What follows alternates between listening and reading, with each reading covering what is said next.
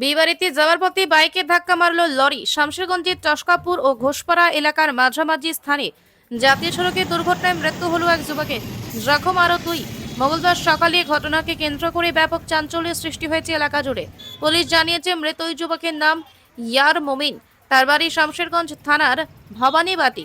জখমদের নাম রিঙ্কু শেখ এবং সুরাজ শেখ। জানা গিয়েছে এদিন নিজ ভাই এবং জামাইবাবুকে নিয়ে একটি বাইকে করে শামশেরগঞ্জের খেজুরতলা বিয়ে বাড়িতে যাচ্ছিলেন ইয়ার মমিন নামে ওই যুবক। সেই সময় একটি গাড়ির সাথে সংঘর্ষ হয়।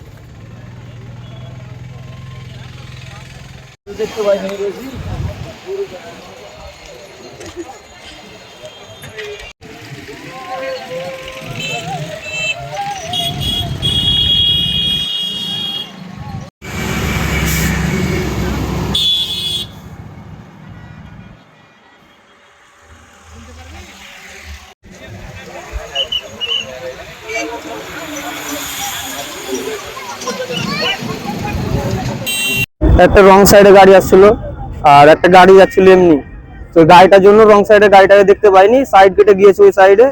তারপরে ওই গাড়িটা ঢুকে গেছে, এরা ওই স্পিড কমাতে পারেনি, লেগে গেছে। একজনের ফুল ইঞ্জুরি, মাথায় এক সাইডে কিছুই নেই। টোটাল 3 জন।